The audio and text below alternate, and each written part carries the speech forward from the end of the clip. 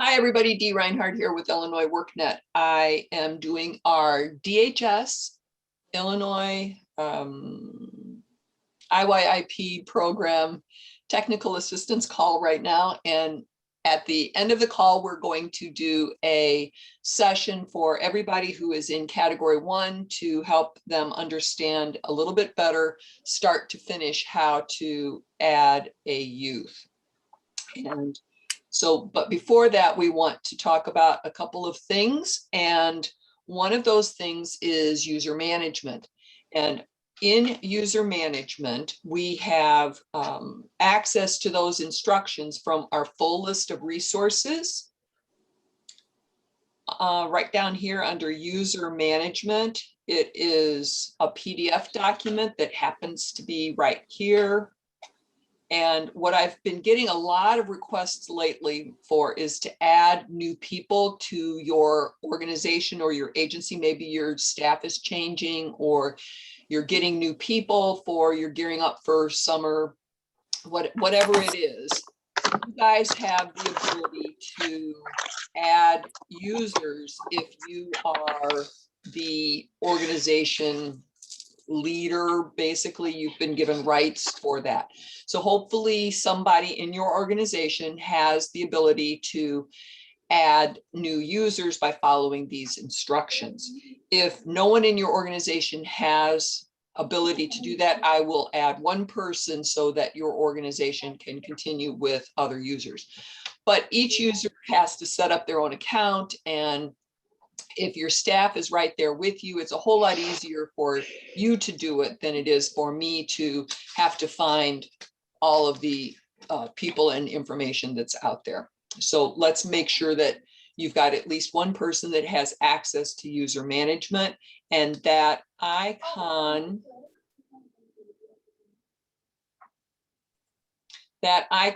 is this this user. It looks like a person. It's user management, and that's how you access it from the customer support center.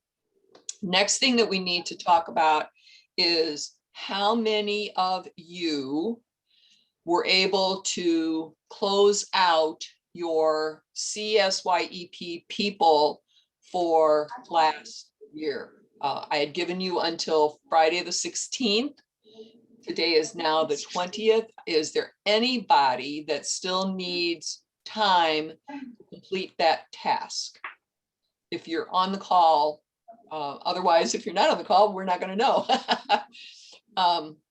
So if you still need some more time, please send me an email to let me know that you still need more time. I will be giving everybody until the close of business tomorrow to complete that task if you have not gotten it done. All right, thank you for those answers for those of you who have done that. All right, are there any questions that I need to answer that we can show everybody on the call?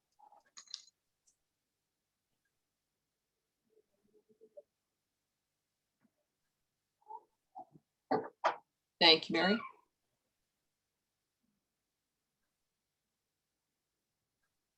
Okay. All right, I will leave it the way it is through the end of the day tomorrow. So Brandon, if we can get a follow-up email out to everybody about that, that would be super. Otherwise, we'll just close them out for them. Okay, I can do that. All right, this is going to impact the subsidized days for your summer youth. And just to let everybody on the call know, subsidized days are limited by the program.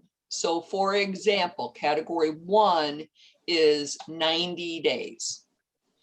Category 2 is 270 days. Categories 3 and 4 are 365 days, but you cannot go backwards. So for example, if you have a youth enrolled in category 2 or 3 or 4, and you have spent more than 90 subsidized wage days, you cannot, the youth can be enrolled in category 1, but they will not have any subsidized wage days to spend. Stipends count toward the subsidized days, but incentives do not. Is that clear for everybody? Does Brandon need to explain it any differently? I got a thumbs up from somebody. Dee, this is Sarah from Peoria. Sure. So you're saying that if they have already worked 90 days or more, they cannot switch categories and continue through the summer and be moved to category 1. Correct. Okay, thank you. You can move them in the category, but you might as well just leave them in category 2 or 3 or 4. So I don't know if this is the right time to ask this question, but with the grant funding ending June 30th, the kids who are in category 2, 3, or 4, I'm just trying to understand how we can pay them out for those 270 days or those 365 days if we leave them in those categories, but the funding ends June 30th.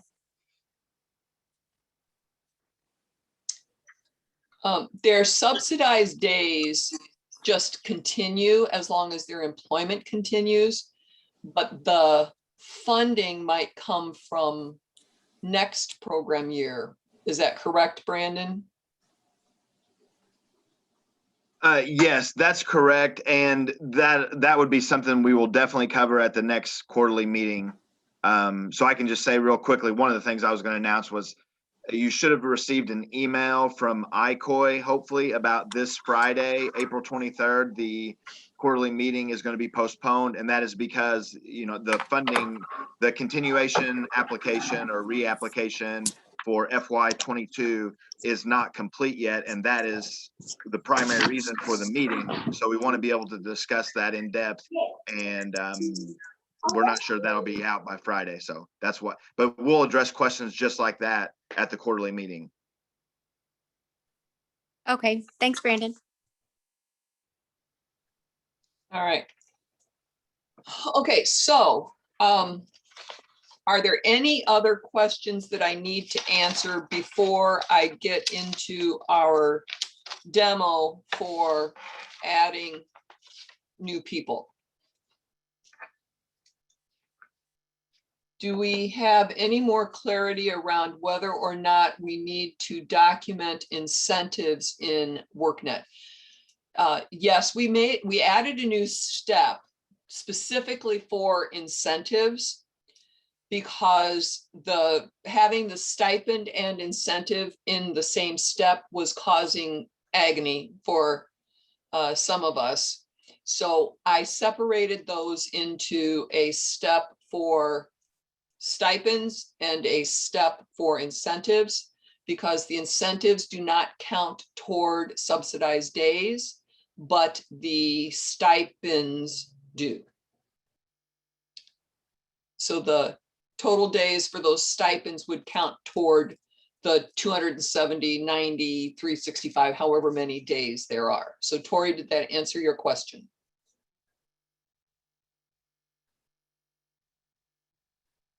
On here, we would have in the career plan, we would add a step or service on their career plan. And do I have it on here already?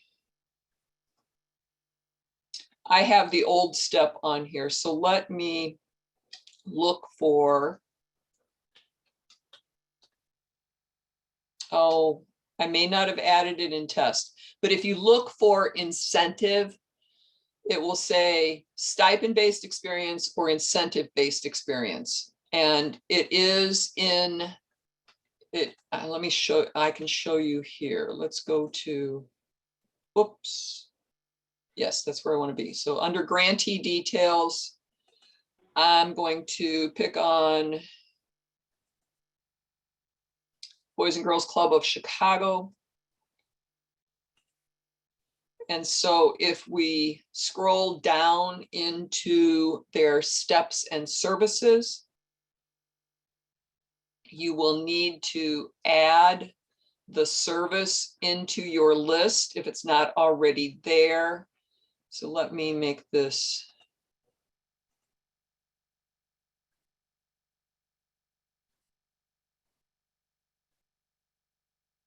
Okay, so it's not here in the list. So we would go to the list of services. Hey, And- hey, D, are you sharing your screen? Oh, am I not? No. All right, so it says I am, so let me, I see your I see your screen. screen. all right, so I see Mary, your it might screen be as well. tucked underneath one of Yeah, your I other see it. screens. Yeah, I see the screen too. So Mary, dig around on your laptop and look to see where it might be. Or on your computer, whatever you got.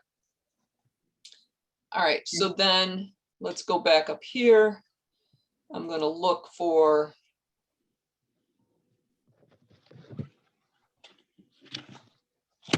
So we have incentive-based experience. We would check that box right here. And then we would save that to our list of services. And then we could add that to a customer's career plan. So Boys and Girls Club of Chicago, I just added it for you. But I will get that added in test as well so that I can demonstrate that. And then it's just a basic step. It has the item where you can add the dollar amount of what the incentive was. And then as far as Brandon, are you going to need to see financial kind of backup for incentives that have been paid out?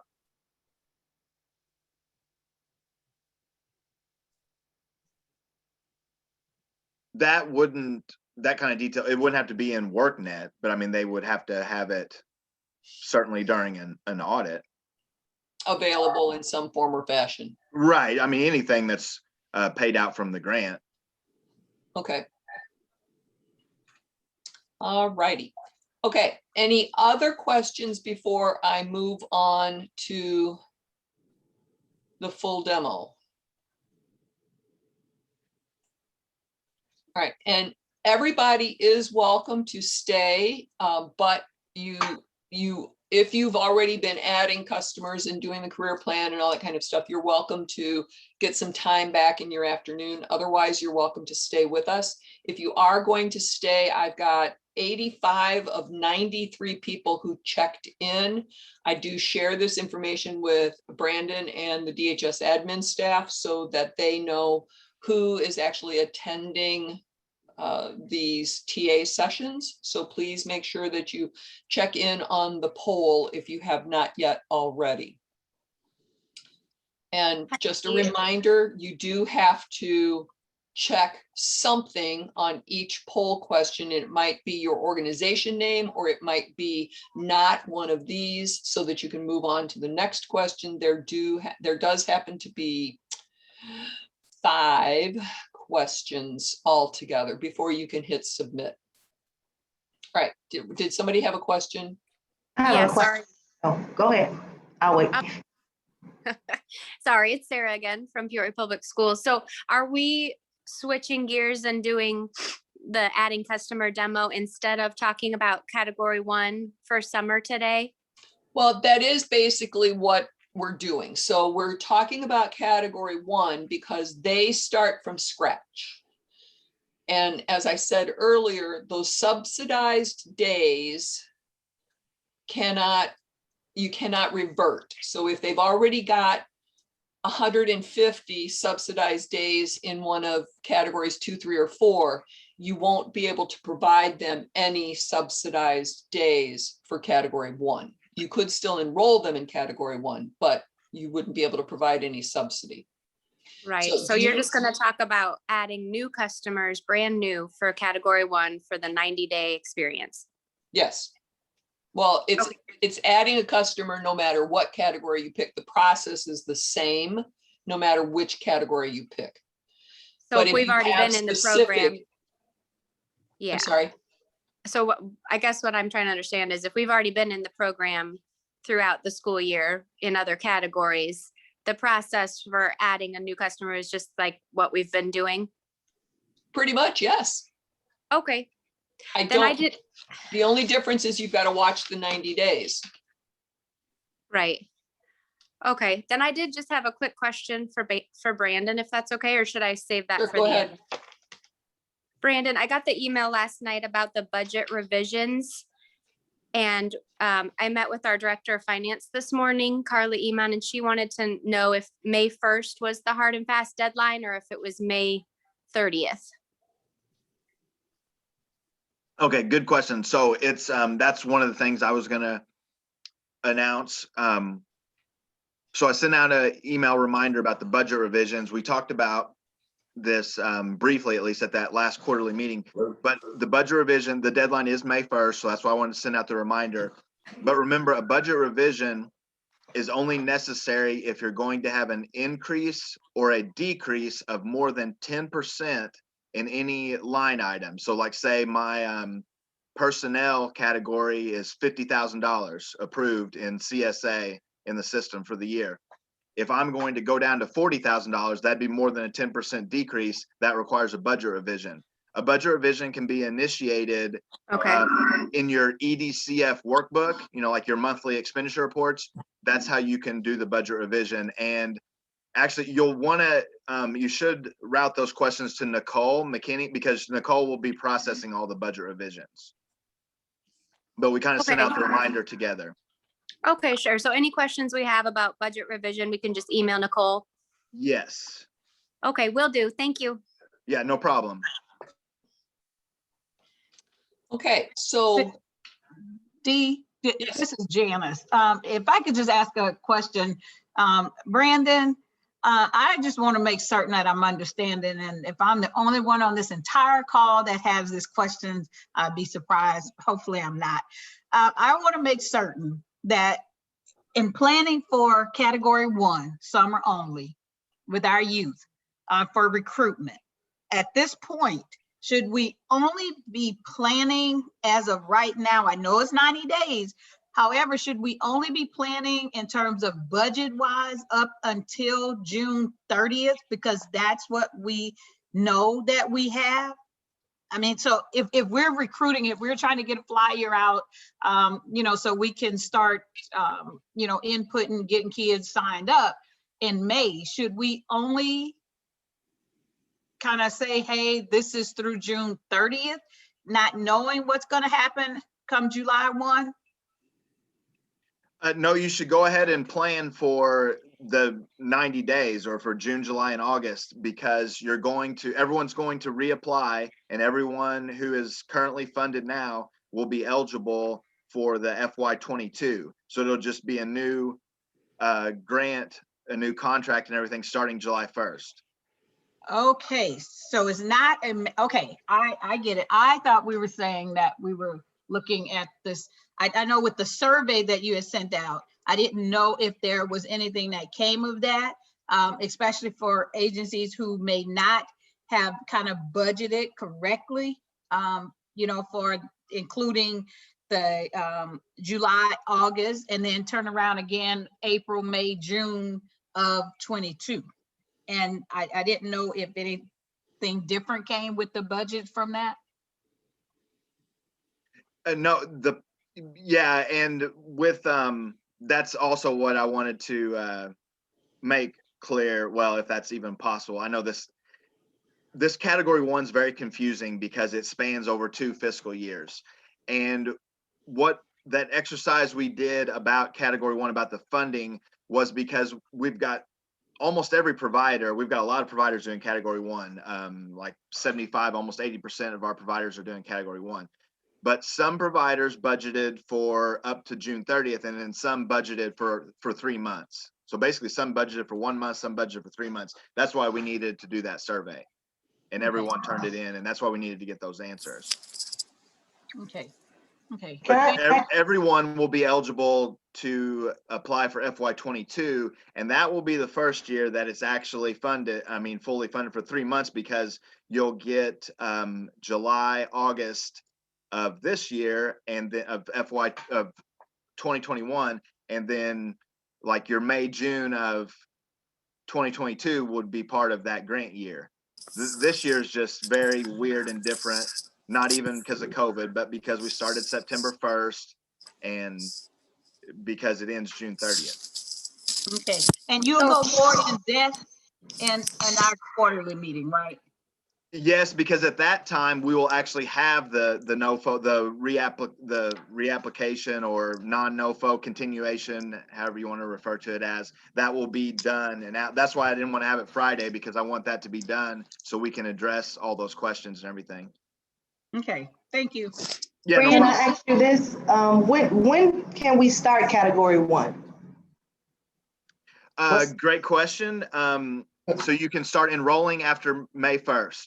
After May 1st? Yes. Okay. Thank you.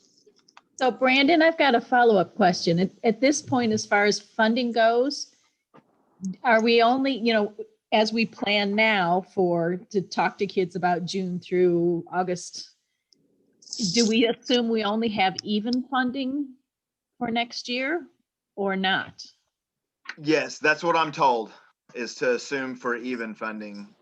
That's what I'm told so far. If, I don't know that for sure, but that's what we've been told at this point. Or level, they say level funding. Yeah, that's a big Hi, Brandon. difference. Yeah. Hi, Brandon. Tammy from AACF. Can you hear me? Yes, I can hear you. Okay. What if some youth were already enrolled in Cat 1, but no services have been provided, just they've been enrolled?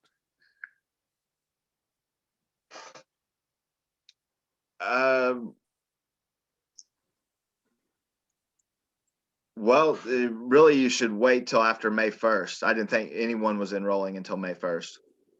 Yeah, it kind of, I think, happened in January. It's only a few, maybe 2 or 3, because didn't really understand. So it's kind of, it happened.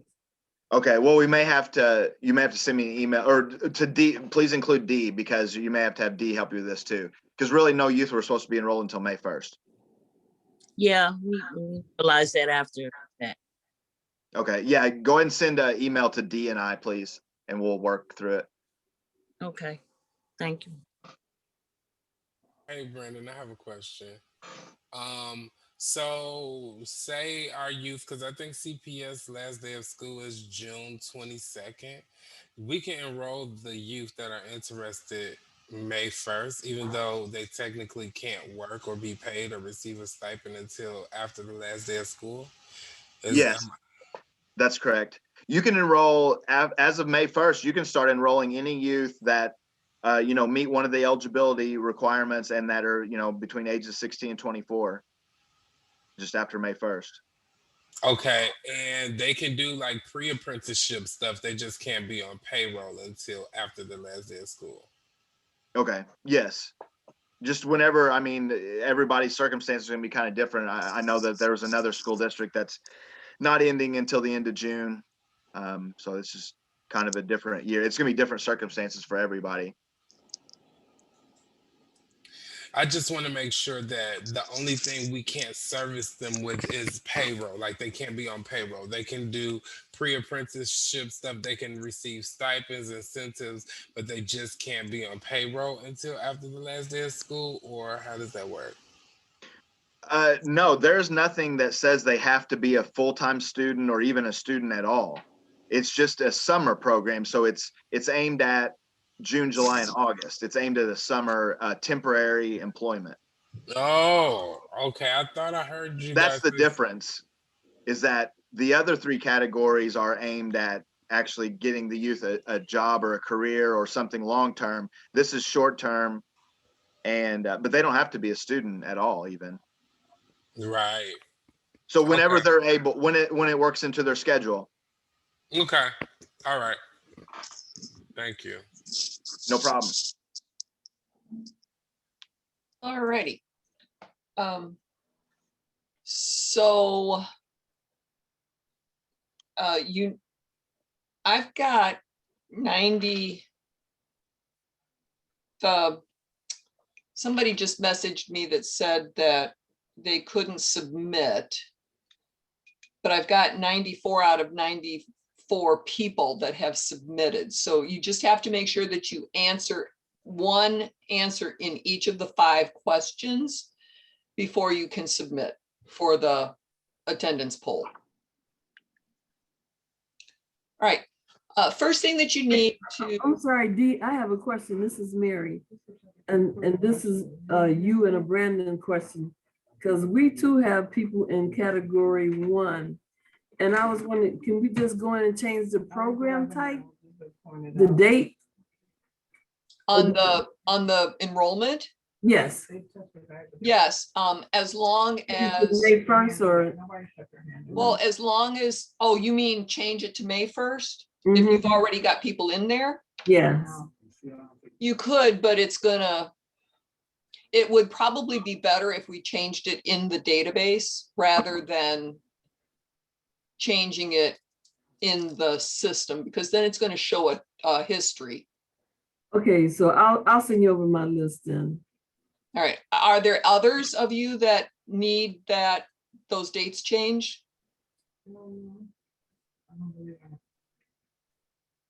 Okay. All right. The one place that you guys need to know about is the youth partner page. So I'm going to put this link in the chat. And this page has the application. And I will update this front piece here so that we have some current information. But on this second page, they can apply online. One of the changes that we're looking at for next program year is to allow you guys to enter the information, because I know one of my biggest emails that I get from everyone is, I can't find my youth that applied for my position. So it's one of several things, actually. Either A, they didn't do anything. B, they finished the Illinois WorkNet portion of the application, but didn't finish the youth application. Or C, they picked the wrong organization. That happens a lot. And then the other piece may be that they haven't been released from a previous organization. So that's one reason why I had you guys going through and closing out all of the CSYEP program people, because if they apply, say they applied and were working with Angel of God at one point last summer, but now they want to apply and work with Aunt Martha's, then Aunt Martha's can't have them apply because they're still connected to Angel of God. So that's one reason why we wanted to do that. It's not as big of a challenge in, like, say, Champaign, Urbana, because they're the only organization, or Peoria is the only organization. But in the city where there's a lot of you intermingled all over there, then that can cause a problem. So from this page, they can apply. And then next year, next program year, we're going to work on allowing the agencies to complete all of the application information on behalf of the youth. We're using this in a couple of other programs that Illinois WorkNet hosts. And it's working very successfully, because then you know for a fact that they picked the right organization. You will know if they are still working with a different organization, and you'll know that they got the right information into the system. So as of right now, when they click on the apply now, they will get to a page, and let me back up a page here. for the eligibility and goals, do you already have an Illinois WorkNet account? So this is the first step, and most of your youth will more than likely say no. If they do, then that you need to find out what their username is. A lot of times they change email addresses, and they'll need to have a new account anyway because they don't have access to that old email address.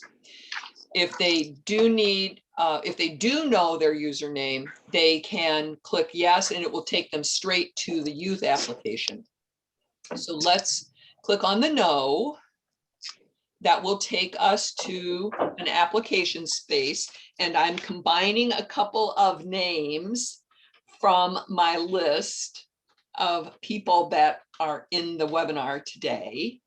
And we know that our youth need to be less than 24 years old, correct? So let's make this youth 2001, and email address, we're doing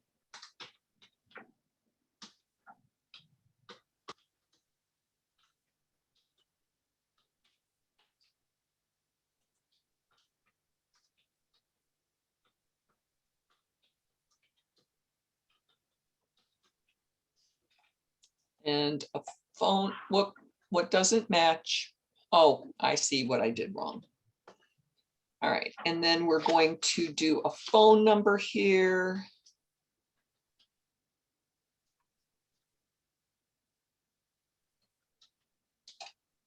And a zip code. Somebody give me a zip code in the southern part of Cook County.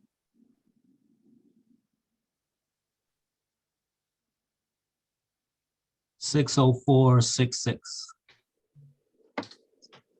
Okay. Some youth are saying when they say yes in the registration section, they are not able to access the application. Not sure why.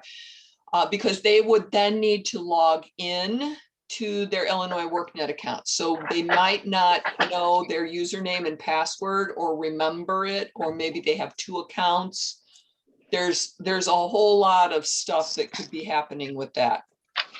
Select a secret question. What's a secret answer? And then we pick a username.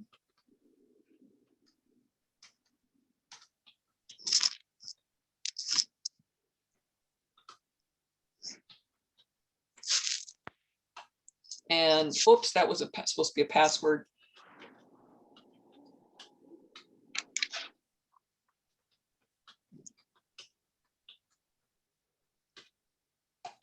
Accept, submit. Now, a lot of times what will happen is the youth will submit this right now, and they'll think they're done. So we submit, it redirects them.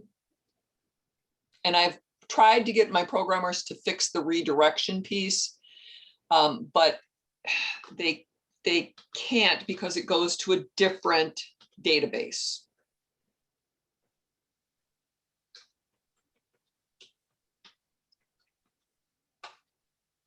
And we sign in, and then it should automatically take us to the application.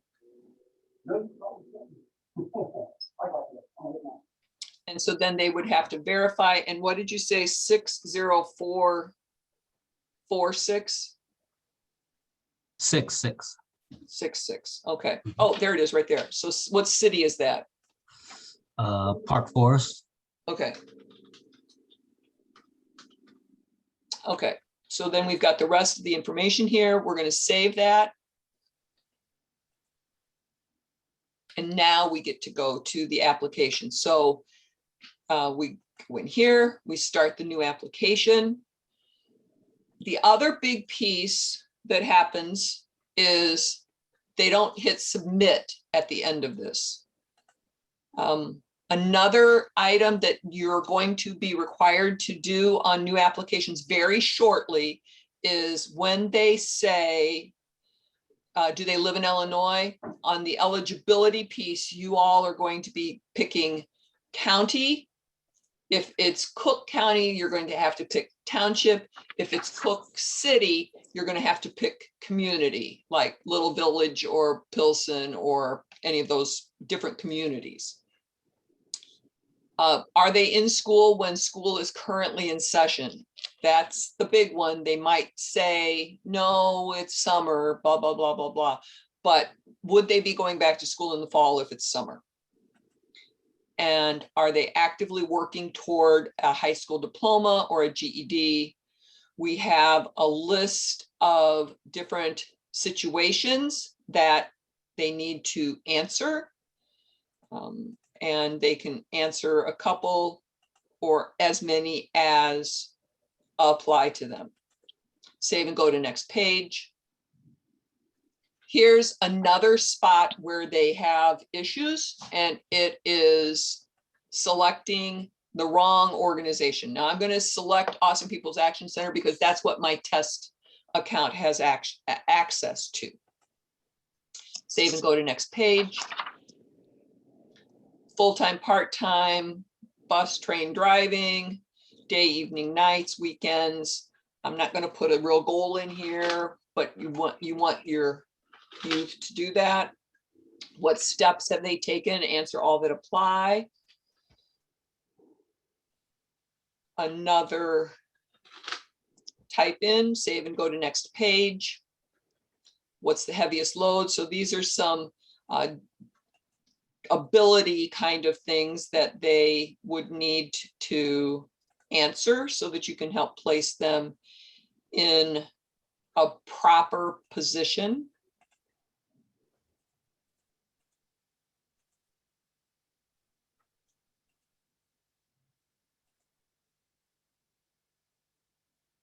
More items.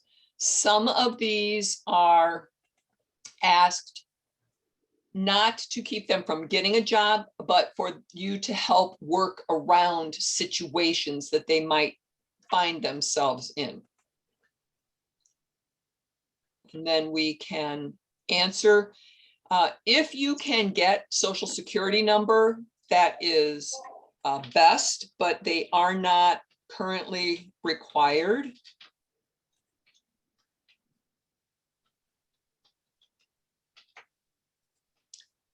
And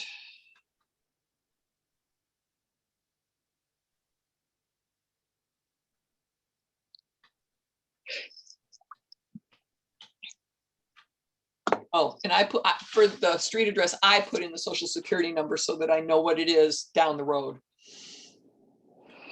And save and go to next page. Oh, I forgot to put type of phone. Gender, male, female, non-binary, prefer not to answer. If they answer male, there is a question about selective service, marital status, ethnicity, Hispanic or non-Hispanic, race,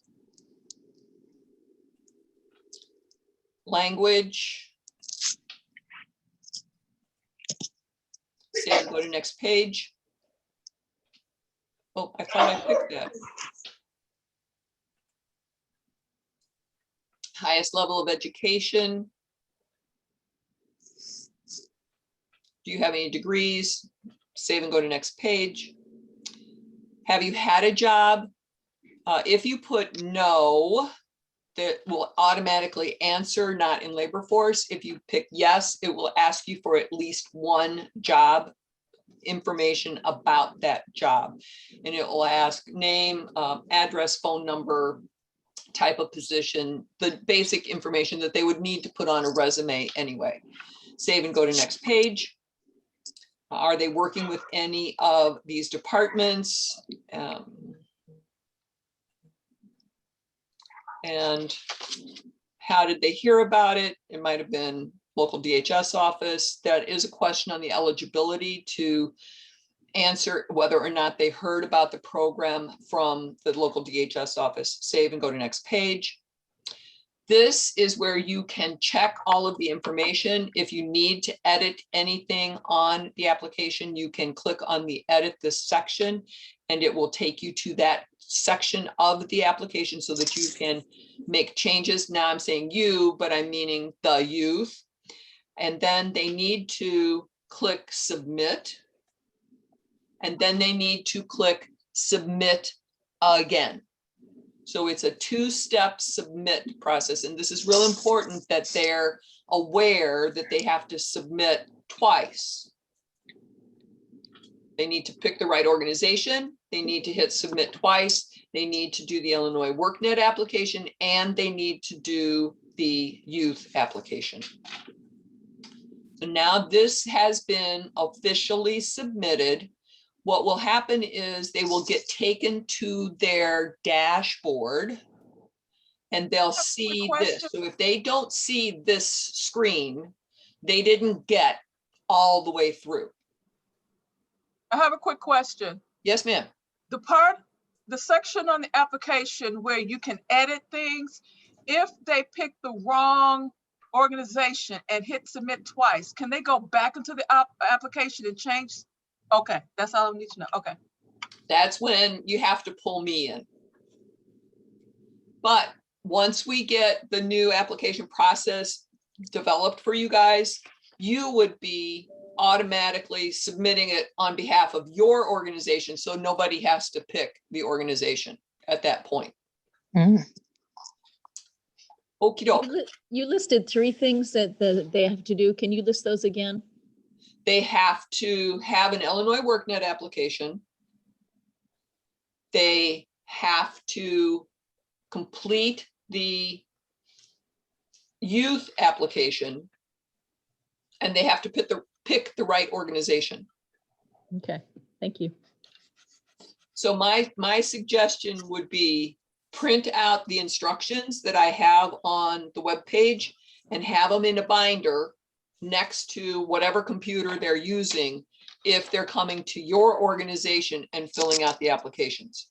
And before they hit submit, tell them not to be mad, happy clickers, to call you to make sure that they have all of that information entered the right way. And I don't know if you guys do this by Zoom with anybody, but it might be worth your while to have them be on Zoom. So the changes in the system that will allow us to do the application for our participants. I can't hardly hear you. I'm sorry. The changes that are going to be made to the system for us to be able to submit the application for our participants, is that going to be made prior to May 1st? No, that's not until next program year. Okay. All right, so now we've got a couple of questions in the chat. If youth need to edit their provider, we should email you with those youth names. That's assuming that they're already in the system now.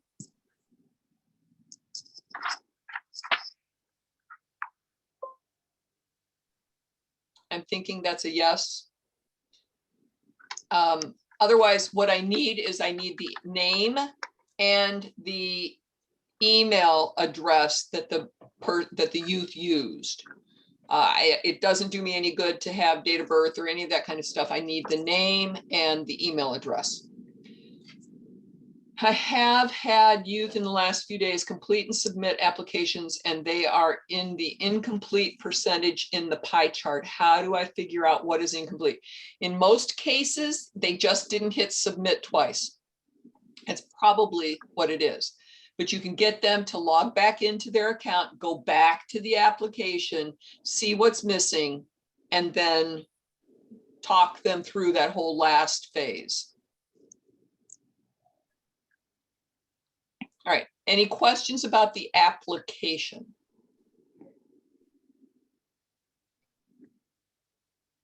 Okay, now, as I am logged in as my training person, I'm going to go to my DHS Youth dashboard. The applications come in under DHS youth.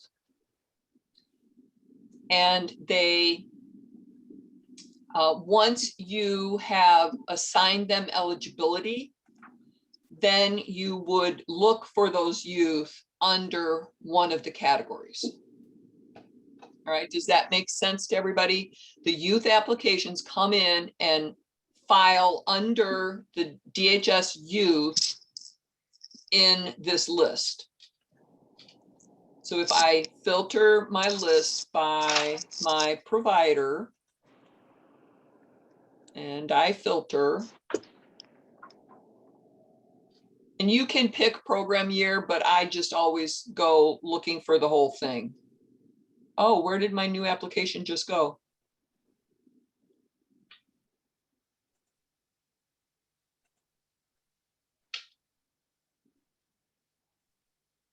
Y'all saw me pick Austin People's Action Center, right?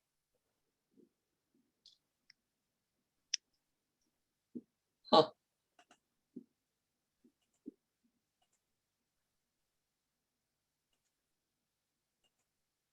Oh no.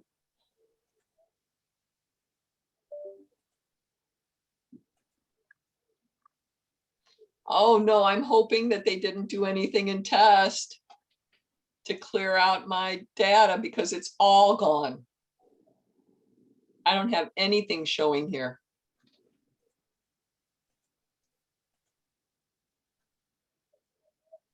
Well, let's try it this way and see what happens. Okay, after somebody has completed and submitted the application, you'll see them in this row with the 30 number in it. If they have not completed, which is what somebody just asked about, is it would be in this row. And if you've got a youth in this row and you know what's going on, it will probably say not submitted. That's more than likely what they didn't do, because they would have at least had to have started the application before they could get it into the system. If they did not do or start the youth application, they wouldn't be here. So you can encourage the youth to log in as themselves and help them finish that whole process. Otherwise, I can log in as them with our master password, but that if they haven't done any of the youth application except for that first page, I can't answer the questions for them. So it is always best if you can have the youth log in on a computer right where you are. Make sure that there is no autofill on your computer working so that they don't get your name or somebody else's name into the application that they are filling out. Once you have youth in the system, we have youth that have not been verified for more than 5 days that show up. We have initial program eligibility not verified.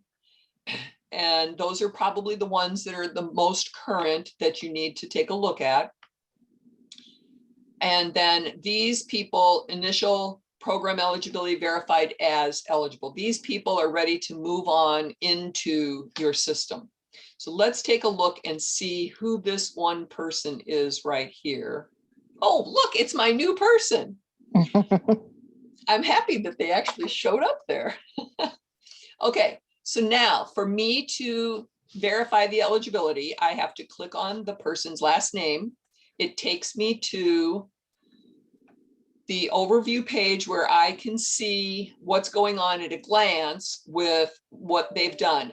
We have an update here for Employment 101 that has not been pushed to production yet, but it will show status for generation 1 or status for generation 2. We've got status for Casey Life Skills if it's complete. If NOCD, if they did the career cluster, all of these different pieces have been added.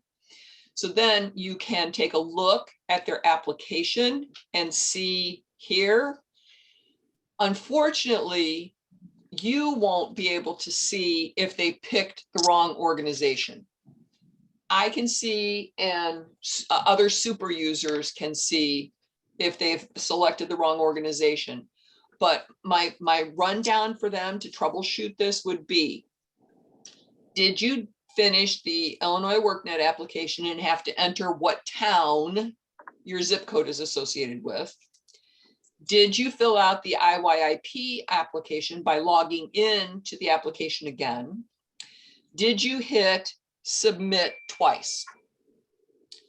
And then if they did all of those pieces, then you would want to get in touch with me and see if they selected the wrong organization. So then you can look through this, see if there's anything else that needs to be changed, edit the section, you can change that. On the progress page, this is where you would verify eligibility. And as you can see right here for the enrollment status, if the youth has not been verified, you cannot enroll them. It says my youth have submitted application, and I can go to the overview page and verify eligibility, but it still says incomplete in the pie chart. What pie chart? What pie chart?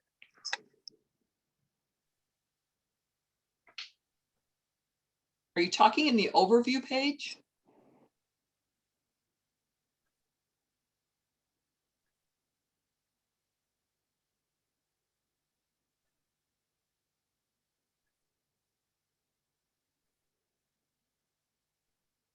Oh, on your group list? On your group? Hi, sorry, Dee, I can talk. I don't know why I didn't just talk. Yeah, on the page where I go in and see all my participants, and I have a list of participants that are complete, and then I have a list of participants that are incomplete. And then the last day or two, all the students that have signed up and done their application have all gone into incomplete for some reason in my pie chart area, and the list, like the two different lists of participants. And I'm not quite sure where you're finding that list. So when I normally go to my dashboard, and then I go to, oh, I can't, let me see if I can do it on my, let's see.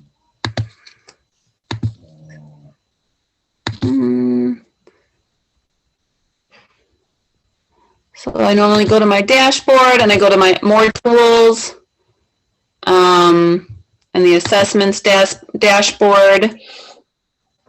Oh, you know what?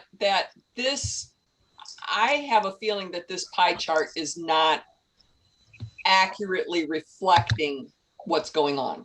Oh, okay. Yeah, it says CIS assessments. Yes, yes. I have a feeling that this is not connected properly, and I even forgot this pie chart was here. So, okay. I can have this looked at, but that's not the best place to find your people. The best place would be to look at the DHS Youth dashboard. Okay. All right. I'll look in there and see what it looks like in there. Thank you, Makia, for finding that for me. Thank you. Okay, so then, I forgot where I was. Okay, so then what we want to do is on the progress page, we want to go up to this item that says verify initial eligibility. And you have the ability to pick verified, unable to verify, or NA. And many of these items, especially these top ones, cannot be NA unless you have not done the eligibility review with them.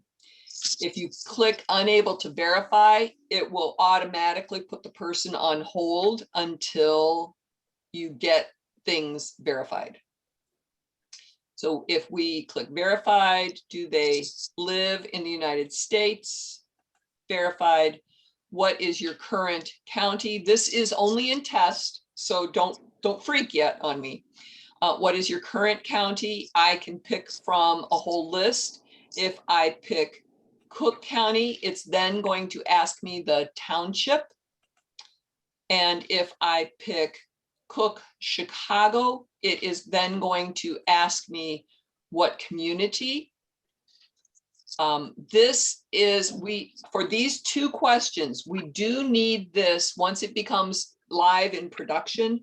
We will need this information for performance reporting. So for PPR, we are not going to lock those two questions down until next year, so that you can go back and complete these two questions for your youth, move it so that we get the accurate data performance in. So we will talk about this on a TA call once this goes live.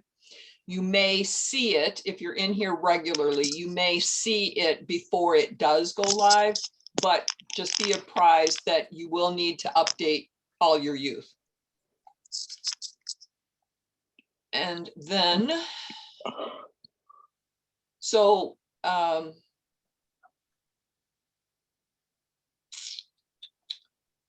going to say, all right, so Sam, you gave me the zip code for Cook, and you think it's Park Forest. Do you happen to know what township that would be?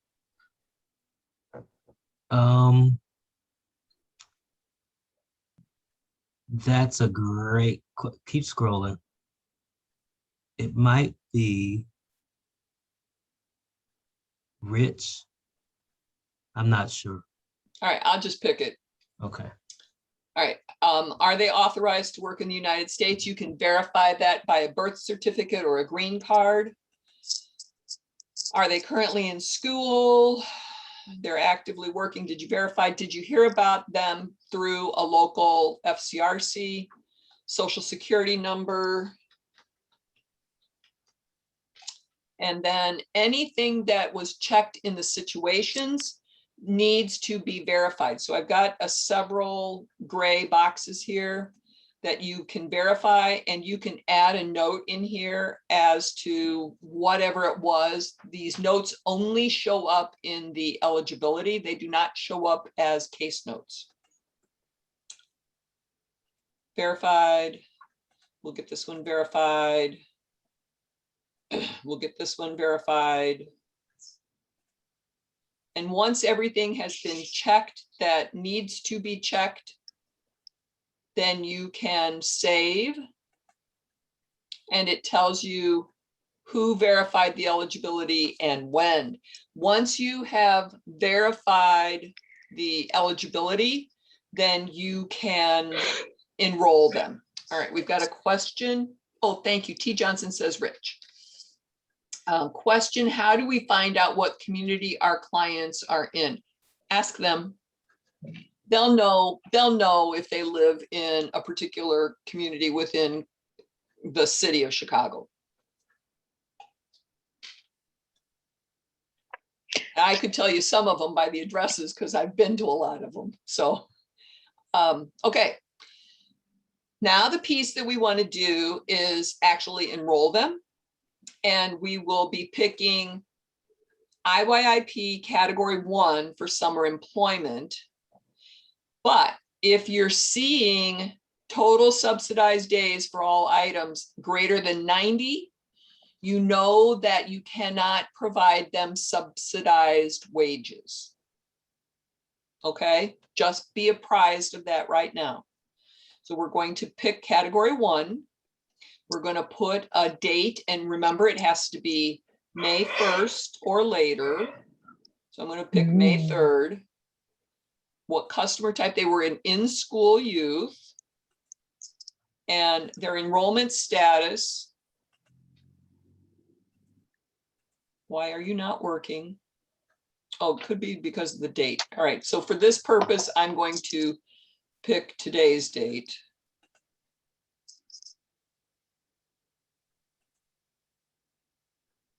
And you're supposed to have 3 options. Enroll, I'm sorry, 4 options. Eligible and enrolled. Dee, this happens a lot. So if you go ahead and refresh your screen. Yes, I just thought about that. Mhm. All right. Thank you to those guys that put that in the chat for me. We have enrolled and eligibility verified on waiting list, and provider not willing to enroll. There should be an option, but we took it out and moved it into the discharge case closure. And that is that the youth decided not to participate. So you would need to enroll them. Otherwise, you're just never going to do anything with them. If you want to put them on the waiting list, that just means that you don't have a seat available for them at this time. Your cohort might be full. And so then you would put them on the waiting list, and you need to remember to go back and pull them in and verify their eligibility and enroll them in the system. So let me get a date on here now.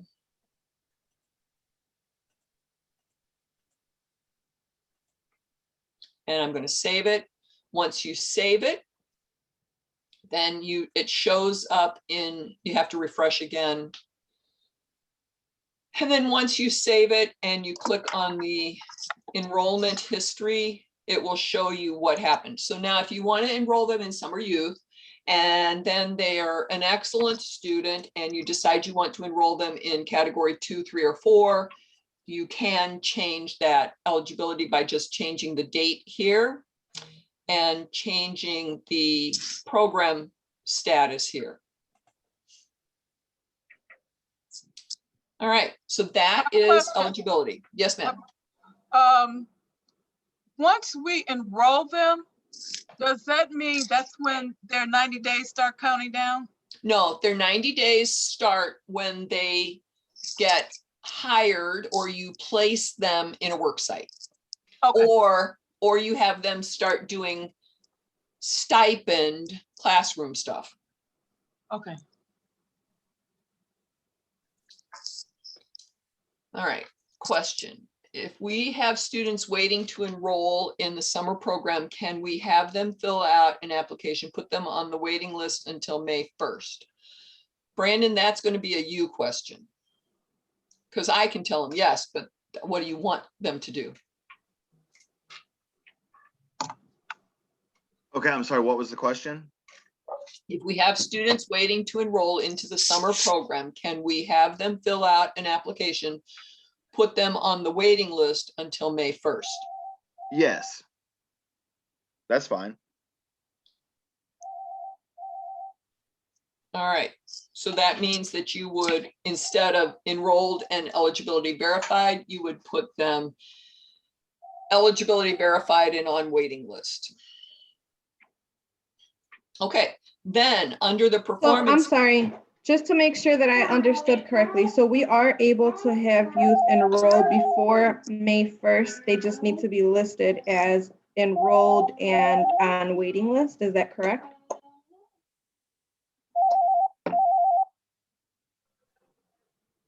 Brandon? Yeah, I hear like a phone ringing. Yeah, I do too. Okay. I think I heard the question.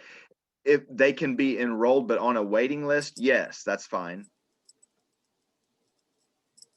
So then we won't need to send Dee and you an email to correct whatever issue you stated needed to be corrected earlier, right?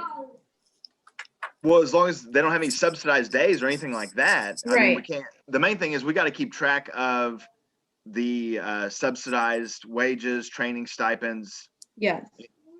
Yeah, any incentives that might have been paid, all of that.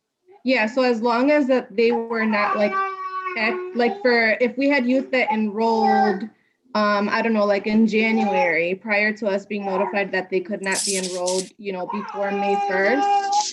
So if they enrolled in January, but no services were provided, they were not paid any stipends, incentives, hourly wages, none of that. If they're enrolled and on a waiting list, it's fine. D, will that mess anything up though when we pull reports? This is all for reporting purposes. And there's going to be a lot of questions and a lot of data for the summer program. It's going to be dissected. I would say that if they're enrolled and eligible for category 1, and it's a date range of January 1 to August 31, then we can pull that data. Okay, but I don't think we'll be asked to do that. I think that they'll look at May 1st through like August 31st. Yeah, so now I'm thinking maybe we do need to cut that at May 1. Yeah. Yeah, let's just make it all after May 1st, just because I know that they're going to be, legislators and everybody, they're going to be asking for data and everything. And this summer program is really going to be looked at. They're going to want to know all kinds of information. All right, so then we need to change the dates on anybody that was enrolled prior to. Yes, besides one provider, and they know who they are. One provider had permission, but it was in a different circumstance. Okay. All right, so now Lorraine is asking if a high school senior youth wants to receive more services to help them with college, not a summer employment. Should we enroll them in category 2, even if they are in school youth? My thought would be yes, but Brandon, that needs clarification from you. Could you read it again? If open up the chat, Brandon, come on. If a high school senior youth wants to receive more services to help I see it.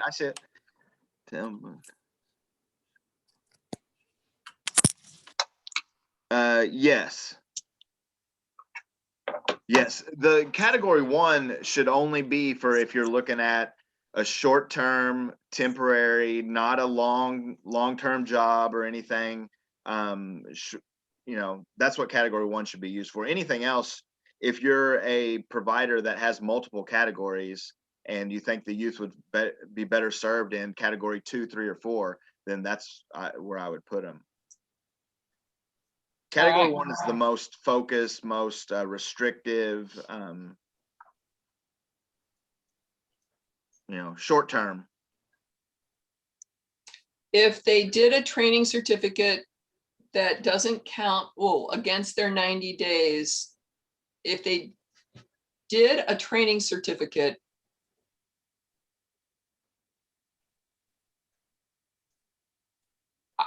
Veach, are you saying they got a training certificate, but they didn't get paid during that? No, I'm saying, so if they did a training certificate and they got paid, will that count against their 90-day subsidized? Because I have some students that are category 3 right now that did training certificates that are interested in the summer program. And I don't want to roll them over if they're not going to be eligible. I need to know how to correctly. You would have paid them a stipend for going to class. In a training stipend counts. I keep them in category 3 though, because they have 365 days. Okay, so so if they did the stipend though, didn't you say there was a step that you added to reflect the stipend versus the 90-day subsidized? Yes, there's a stipend-based experience, an incentive-based experience, and then the several forms of employment. Okay, so I might just need to go in there and update that to reflect that correctly in the system to show that, so that those subsidized days won't count against them. No, I seen a couple of them had some subsidized days, and that means that I probably put it under the wrong step. Okay. Because the stipend training counts against subsidized days. Okay, see, and that's what I'm asking. Does the stipend in the certification trainings and they're receiving the stipend, is that going against the subsidized? Yes, Okay. So whether they're in a training certificate or if they're on a work experience, it goes against the 90 days of subsidized placement that they can have. well, for category 1, it's only 90 days of employment. For category 2, it's 270 days. And for category 3 or 4, it's 365 days.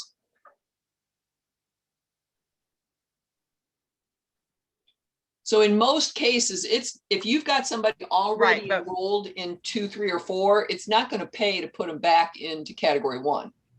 Right. Right, and that's what Well, we be Go ahead, able, the Brandon. only thing we be able to do is if they still continue in they employment or training experience, to give them what supportive services and incentives if they reach new benchmarks, but they subsidized wage and they stipend subsidized days will be spent Yes, pretty much. unless we pause it and continue. Can we pause it and continue it for the summer? No, you could keep them in category 3. Yeah. And just put them to work. Because they can have a work experience job, Right. which is like a 90-day job. Mm-hmm. Because we do have that step available that is work experience. Okay. But will they be able to get paid for it? I guess that's my question. Yes, as long as In they're category 3. Yeah. So don't flip them out to just when May 1st come, leave them in category 3 until the end of June instead of flipping them over to category 1 at the beginning of May Just leave them in category 3 to the end of June. till If they ever. got that Till time. ever. Okay. Okay. Okay. Yeah, category 3 has up to 12 months or 52 Right. weeks. What's that? 200 and some days, right? But Well- no, that was category 2. Yeah, category 2 is 270 days. We in what we got 3. Category 3 is 365 days of subsidy. Okay. Category 3. Okay, thank you for the clarification. I just wanted to make sure I moved them forward correctly and know how to input their information so it's reflected in the database. Okay. All right. Let's see here. So that was Beach. Okay, so then Karina asked if we worked with someone and they completed a few weeks ago, but did not get hired, can we re-enroll for the summer? So Karina, did they have subsidized days? Yes, they did. How many? They completed the full time. But how many days of subsidy did they have? So they did the 13 weeks. So then they can't go back in. Oh, wait, are they category 2? Yes. No, then they won't have any days to have for subsidy for category 1. Yeah, that's what I wanted to make sure. Yeah, okay. Thank you. You're welcome. M. Beth says, did you say, Dee, that days count if they are working toward a stipend, or is it when they completed the work for a stipend if they are not working at a site yet? Okay, so I know that one of the organizations that I was helping was paying people a stipend for showing up to class. And it would be, if they showed up every day on time, it was $100 check. If they showed up every day, but they weren't on time every day, it would be like maybe $60. If they showed up one day on time, maybe it was only $20. So each of those stipends count toward the days, and it depends on how long that period is as to whether that stipend is going to truly impact the number of days that they can have for employment.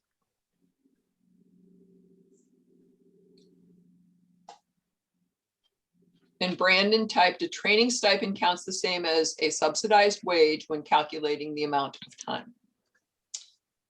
Okay, I'm moving on to performance measures.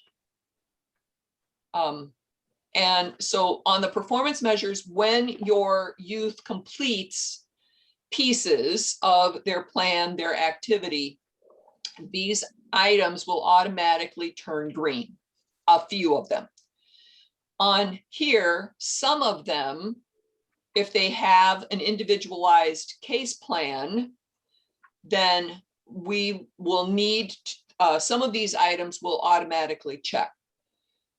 Again, if we check boxes in here, these are pieces that we cannot track right now that you will have to mark by hand in the system to get them turn green. And Brandon, we need to, about these improved life skills, we need to talk about some details on this. So if they improve their grades, if they improve their homework completion, if they increased attendance and decreased truancy, all of these items, you can check whatever is there. On the improved life skills outcomes, did you upload the case plan? Did they demonstrate improved anger management? So all of these items will be here. And if they increased housing and money management, if they completed 50% or more of their short-term case plan goals. Now, the case plan is based upon their Casey life skills assessment.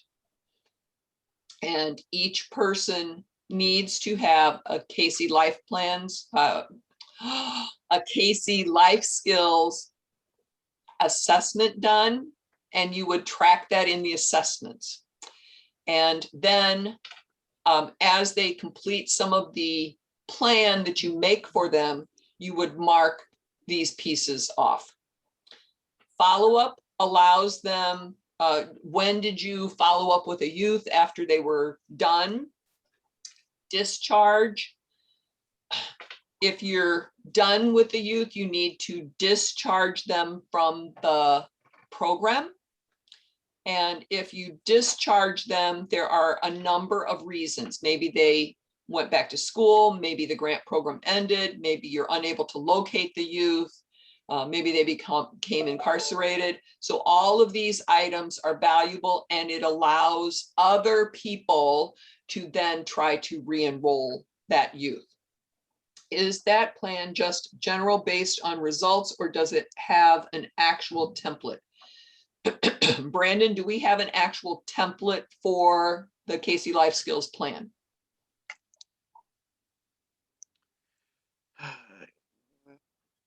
No, but I mean, someone who's been through training, I thought that Casey Life Skills has their own template that you use once you do the assessment, and then you go to the next piece, and that's the actual plan from the results of the assessment.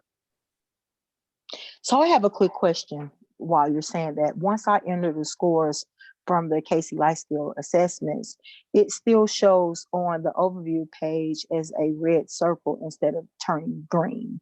Why is that? It's still showing red. We just fixed that the other day. I don't know if it has been pushed to production yet. I know that it's fixed in test.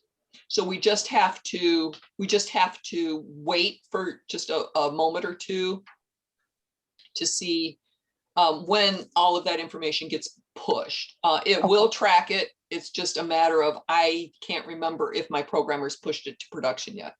Okay, thank you.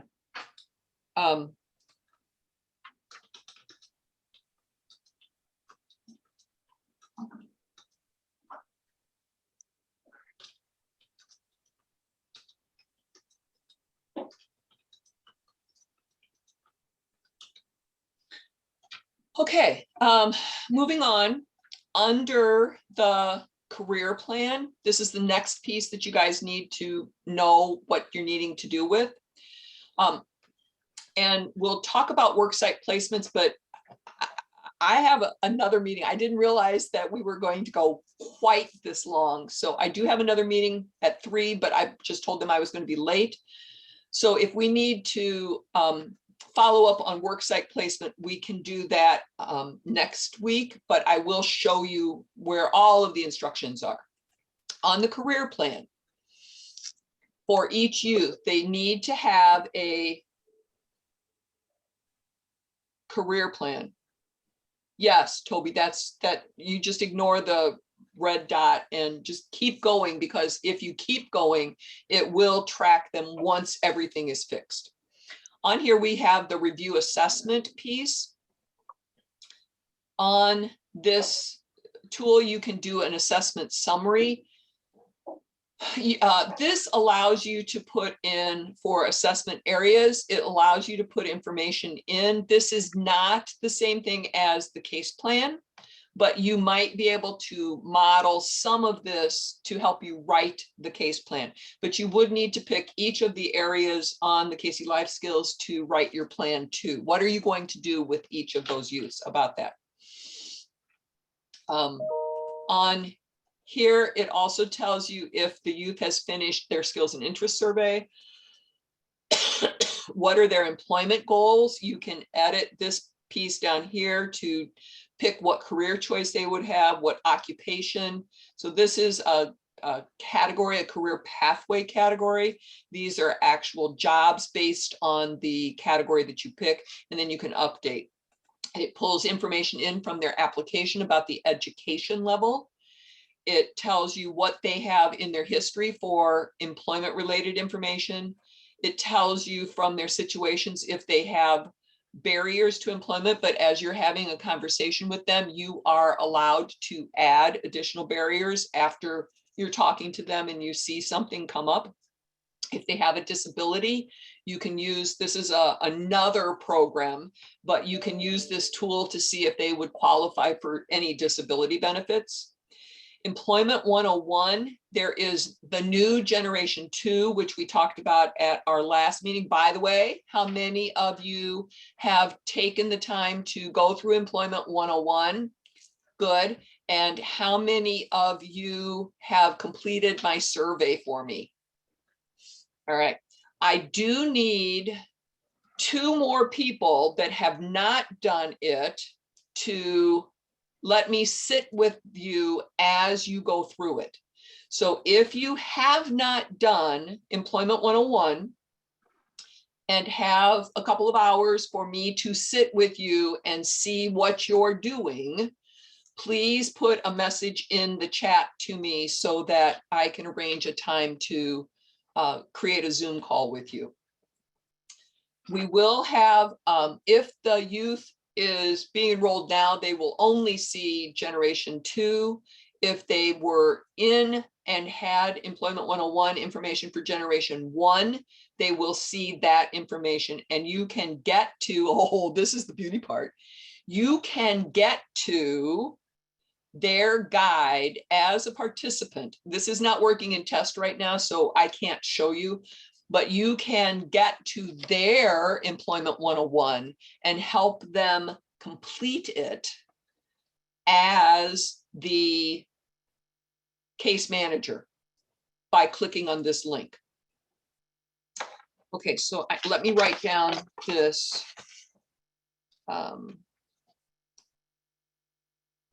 The Lockhart plcca.org and Mary from Angel of God. All right, thank you for volunteering, ladies. All right, NOCTI results. NOCTI is no longer required. Self-evaluation is required. It is part of Employment 101, so you do not have to schedule this separately. Observational evaluation is for you to observe the participant while they're in your classroom setting. And worksite evaluation is a requirement of the program, and it is given to the employer at the worksite. There are instructions for each of these 3 items that are separate at the bottom of the partner resources. For Casey Life Skills, you would add that as an additional assessment. And the assessment information is also in instructions, but you would pick basic skills assessment. You would, I'm sorry, it's an other assessment. It is skills, and then it is Casey Life Skills. And I am recording this so that this meeting will be on video for you at a date. the basic results. Make a summary of the results, and then you are going to upload the full results from the Casey Life Skills assessment. Then fill out the rest of this information and save, and then that will track to your PPR, to the performance on the progress page, and to that front page as soon as we get it pushed out to production. All right, so that is the assessment part of the career plan. Then you would want to set goals. If you are just adding the person into the system, we have a series of goals that are pre-populated for your youth. You are welcome to add any additional goals to the system. It may be something specific that you need to add. Maybe they need car repair. That goal can be added, and then you would want to add a plan for that goal. In here under the add steps and services, we would add a step or service. So for example, I'm going to find that incentive step. Oh, I forgot to add it in here again. Okay, so I'm going to add the stipend incentive. And when I edit a piece on the plan, it asks you to pick a goal.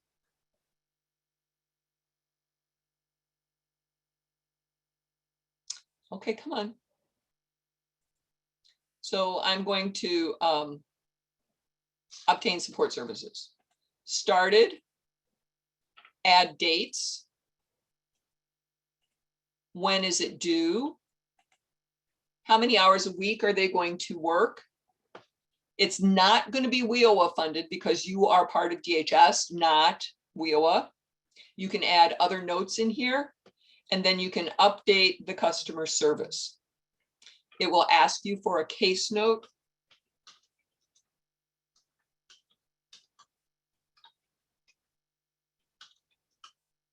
And I have suggested that if you're writing the same case note for a lot of your customers, you might want to add a notepad. So this is my notepad, and it's got all of my linky links that I need to get into test. So create a notepad with the information that you type on a regular basis, and then you can just copy and paste. Save that case note. And then if it is from a service provider other than you, you can add a service provider information. This is where you would add the dollar value of the service. And so this might be $150. How many times will it be offered? Payment start date is going to be 26th through the 30th. How much payment would I make for that? Was it cash, card, direct payment? And then is this going to count towards subsidized days for the individual? And then it will ask you, when did that subsidized payment start? When did it end? And what's the hourly dollar rate? And this might be a little bit of a challenge because maybe you didn't pay them by the hour for the stipend. So it might end up only being $5 an hour because that's what they ended up doing after the whole week. But it is a stipend, it is not pay. So then we save that information.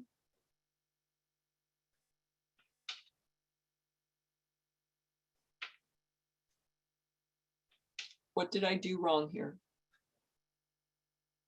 Oh, let's make this way.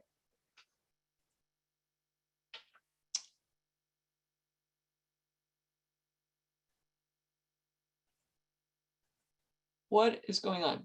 Dollar value. Oh. All right. I've got this backwards. Sorry. Okay. So save that.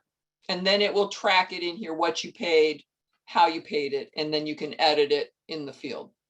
And then last but not least, we're building this process for you guys. It's attendance, and I'm not going to talk about it right now, but it is cool. So it will help you guys out tracking the attendance of your participants. And then earn credentials. If they earn a credential, you can add that here for that youth, and you would add the credential manually right now. All righty, case notes. Our case notes, it's always better to put it down on paper than to keep it in your head, because other people might not know what's going on in your head, but they do need to know what's going on about the youth in your program.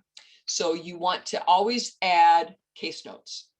It might seem insignificant to you, but if I'm trying to resolve a situation up here at my level, I might need to know all the details. So it's always best to add case note. When in doubt, case note it out. Assessments is the same tab as what was on the beginning of your career plan. And Optimal Resume takes them to the Optimal Resume tool that we use it's a third-party resume tool that we use. There are some very entry-level resumes in there, but it is a good tool to help you track other information. Uploads is where you would upload payroll for this individual. And if you are going to upload their Casey Life Skills results, you would upload that here. Worksites, this tracks where they have been working. So right now it's showing me 5 total subsidized days because I put the stipend in down here. And it's showing me 5. If I added a worksite placement, then it would add those days to the stipend days and give me a grand total. So that will help you track. It also tracks on the progress page, and it tracks on any employment pages that you add. Now, I'm going to talk really quick, really fast about worksite placement, but I am going to show you where all of the instructions are. Worksite placement is done up here where the bulleted list is. And first thing that you have to do is you have to add work sites or employers. So you can add an employer here on this page.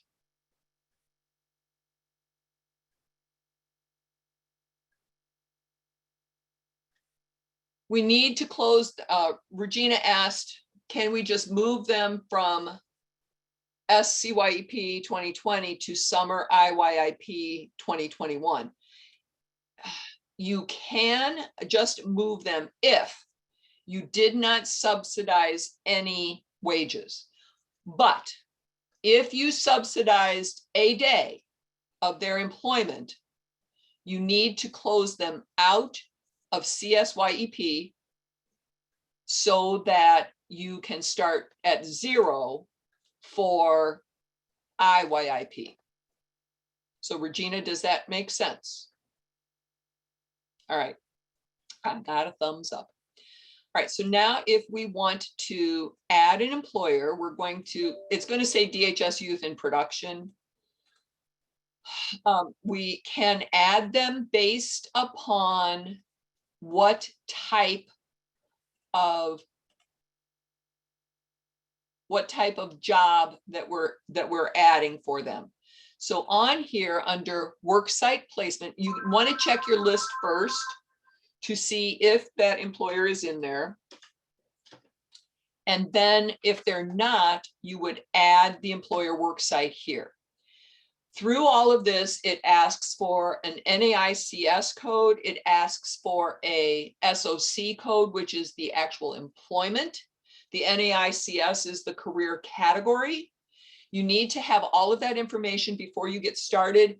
The lookup, I'm not happy with the lookup. I have asked our programmers to fix it. So if you can find some codes offline so that you know you're ready to go with those when you come in. It will be easier for you to add the employment information. Are you still working on fixing the Yes, Lorena, that's part of the push that I need to have happen. We've had a whole lot of programs working and things have been messing other things up. And so we're trying to coordinate all of our pushes moving forward. When you add the employment, the employer, then you would put how many placements they have. And that's what shows up here under the total number of openings. What I'm going to do is I'm going to click on this job so that I can show you without having to re-enter all the information. So right here, it's looking for a SOC code. You can look it up. What's the description? How many hours? How many openings are there? Estimated length in weeks. And then on the employer piece, sorry, I don't know if you guys can hear my dog barking or not, but she wants me to let her in. On here, so we go to Trisha's IT. This is where you would fix the NAICS code or the information. It does take you through a flow when you're adding them so that you get all of the information added into the system properly. Let's see. Thank you, Makia. We've got, did the progress section get updated to reflect the new Employment 101 activities? It will.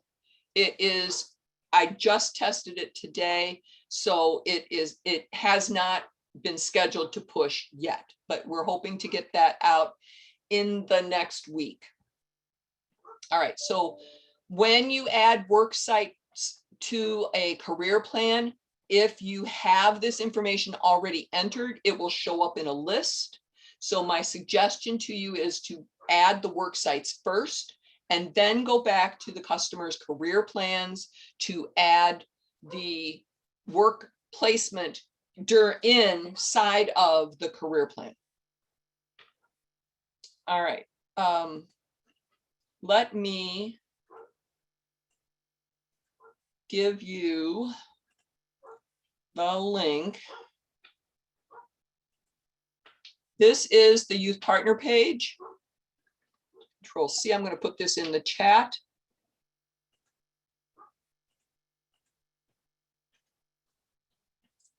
And on here, it has the link for the meetings coming up.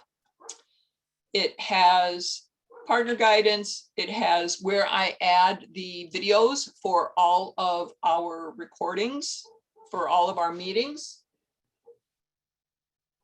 And I will be adding today's meeting in here, probably not until tomorrow, because I've got another meeting to go to from here. And then on here, we also have the full list of resources. And you can find any of the instructions that you need along with our tutorials about adding a piece. And I know I'm one of those, I need to do it as I'm learning it. And I know I worked the other day with one of the agencies because they needed to be hands-on doing it. But I've tried to structure the videos and the instructions so that you can follow along and do as you are getting them. So we have user management instructions here. We have the case note tool.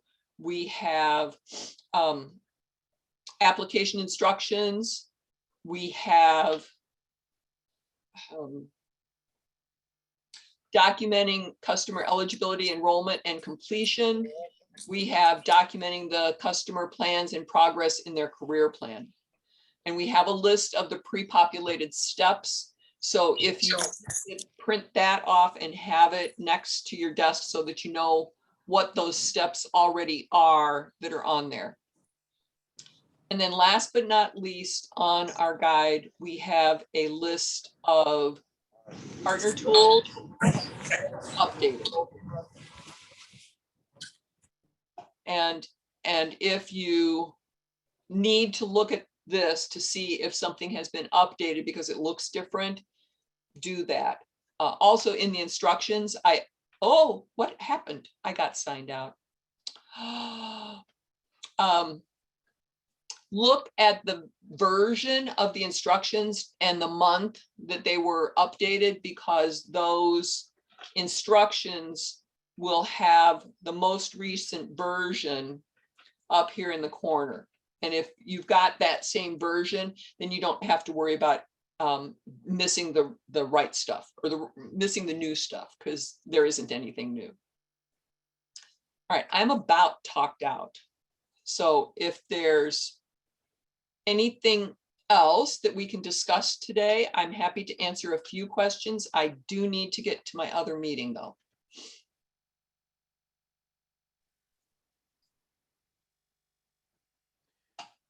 Also, please check your emails, because I'm going to be sending out some important information about once the continuation application is ready, and that should be soon, and other things. So I'll be sending out emails soon. All right. Brandon? Hi, Yes. Brandon. Hello, Brandon. Yes. Yes, question. Are they going to be NOFA for the for category 2 and 3, or that's going to be done? That's almost, we have to wait another year if someone wants to apply for category 2. Is that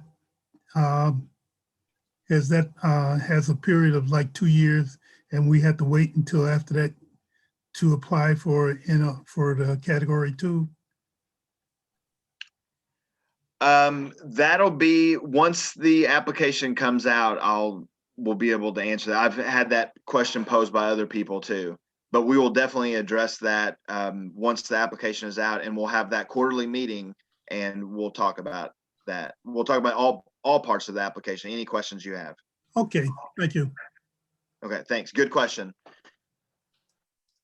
All right, everybody. If there are no other questions, thank you so much for your time and your attention. We will be meeting again on May 4th. So we'll talk to you then. Have a great Thanks, rest of Dee. your day.